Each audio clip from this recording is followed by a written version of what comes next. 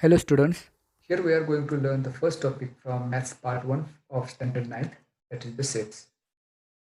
In this topic we are going to learn the introduction, types of sets, Venn diagrams, equal sets, subsets, universal sets, two operations, that is intersection and union of sets, number of elements in a set, and some word problems based on that.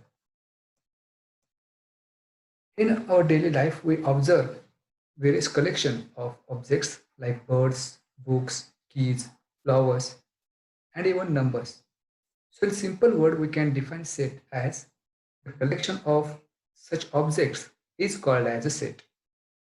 Now let us consider some examples to understand the concept of sets. Days of a week, months in a year, first 10 counting numbers, and planets in our solar system.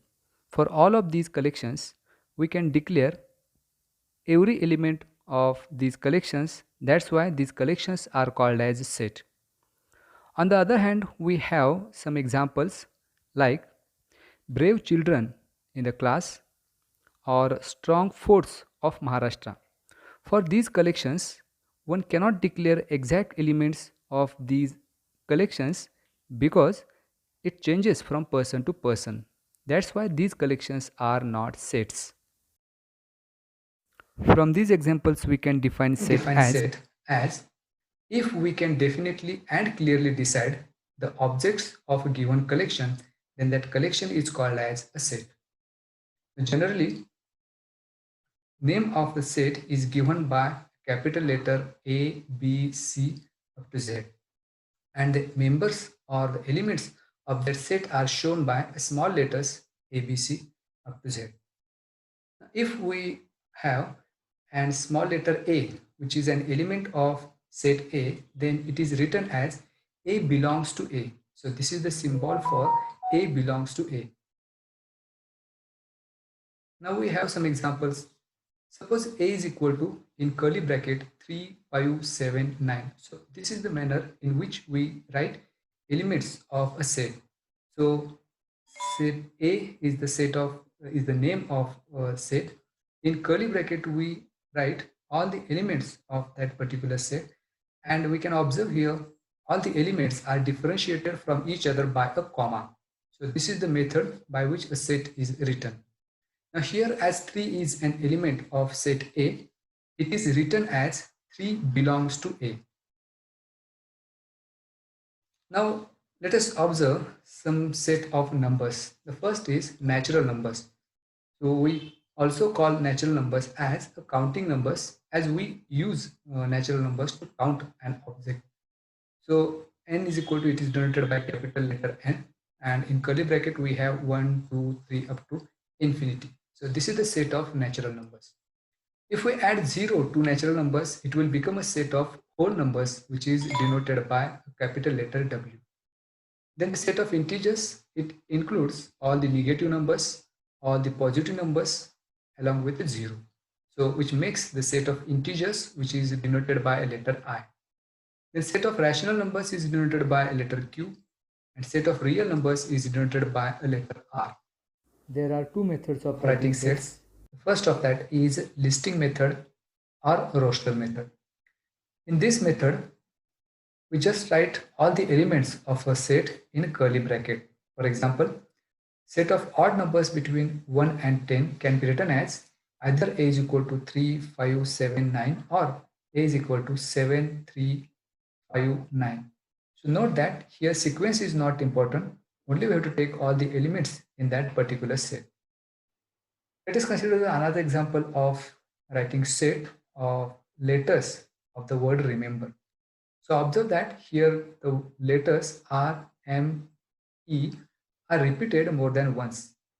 Though they are repeated, while taking element of a set, we have to take it only once. So while writing a set of letters of word remember, we should write A is equal to, in curly bracket, R, E, M, B. So repeated elements should not be taken in a set. Now the second method of writing sets is rule method or a set builder method.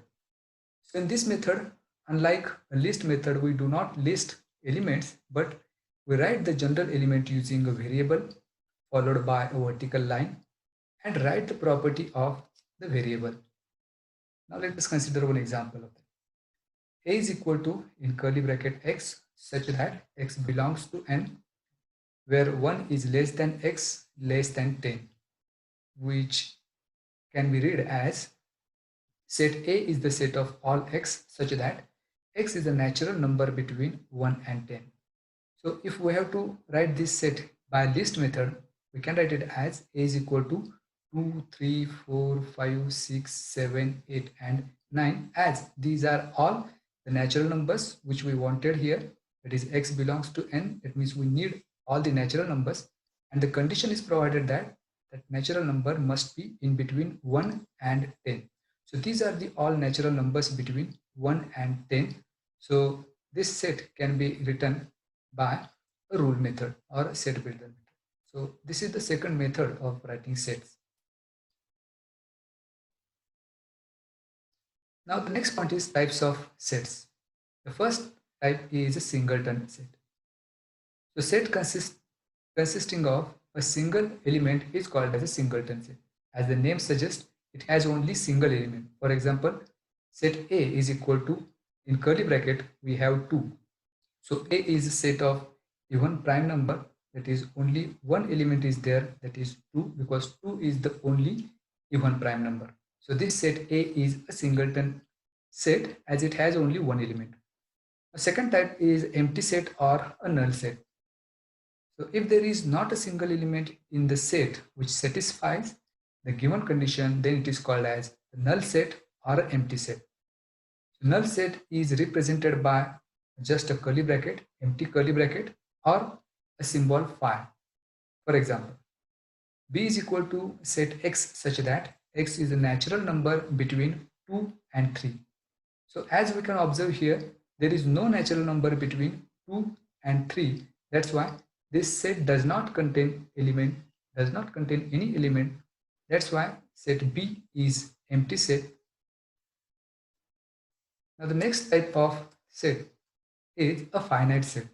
So if a set is a null set or the number of elements are limited and countable, then it is called as a finite set. For example, C is equal to P such that P is a number from 1 to 22 divisible by 4. So we have to collect all the numbers between 1 to 22 which are divisible by 4. So those numbers are 4, 8, 12, 16 and 20. So as we can count these numbers and these numbers are limited, that's why set C is a finite set. Now the next type of set is infinite set, which is exactly opposite to the finite set. If number of elements in a set is unlimited and uncountable, then the set is called as infinite set. For example, set of natural numbers. So the set of natural numbers, we have an element 1, 2, 3 up to infinity, which are uncountable. And if we are going on counting these numbers, the process does not end. That's why this set of natural numbers is infinite set. Now the next point is equal sets. Suppose there are two sets A and B, and if every element of set A is in set B and every element of set B is in set A, then we say that set A and set B are equal sets. Let us illustrate this one by example. A is equal to, in curly bracket, x such that x is a letter of word listen. So if we write the same set by list method, A is equal to, in curly bracket, LISTEN, as these are the letters in the word listen. For second set, B is equal to Y such that Y is a letter of word silent. So again, if we write the same set by listing method, it should be B is equal to, in curly bracket, SILENT, curly bracket complete.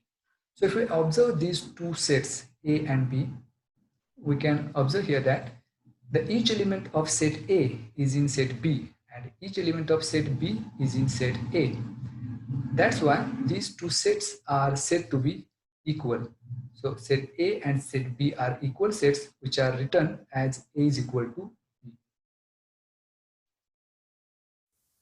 The next concept is a Venn diagram, which is another method to represent a set. A British logician, John Venn, was the first to use closed figures to represent sets. Such representations are called Venn diagrams. For this purpose, he used various geometrical diagrams like a circle, quadrilateral, triangle, etc. In such figures, elements of a particular set are represented and it is named by a capital letter from A to Z. Subset. If A and B are two given sets and every element of set B is also an element of set A, then B is a subset of set A. It is symbolically written as B subset A and it is read as B is subset of A or B subset A. Let us illustrate this one by example. Consider two sets A and B. Here set B is embedded in set A. Set B contains 2, 4, 6 and 8. So as set B is embedded in set A, that's why all of these elements are also in set A. So in this case we can say that set B is a subset of set A. Now let us study the properties of a subset. First property, every set is a subset of itself, that is A is subset of A. As each element of a set is in that set itself, that's why every set is subset of itself. Second is, empty set is a subset of every set. As empty set does not contain element, it is subset of every set. Next property, if A is equal to B, then A is subset of B and B is subset of A. And vice versa, if A is subset of B and B is subset of A, then A and B are equal sets, that is A is equal to B. Universal set. Think of a big set which will accommodate all the given sets under consideration, which in general is known as universal set. So that the sets under consideration are the subsets of this universal set. Generally, the universal set is denoted by a capital letter U and in Venn diagram it is represented by a rectangle. Now let us illustrate this one by example. Let us consider a universal set which represents the elements of or the students in a school who play cricket, but out of which only 11 will be there in a team of cricket players of a school. For this example, here the universal set is the set of all the students in the school who play cricket. The next concept is a complement of a set. Suppose U is an universal set. If set B is a subset of U, then the set of all elements in U which are not in B is called complement of B. It is denoted by B dash or B complement. Consider one example. Let us consider a universal set which contains elements from 1 to 10, out of which 2, 4, 6, 8 and 10 are the elements of set A. So there are elements like 1, 3, 5, 7 and 9 which are not in set A but which are in set U.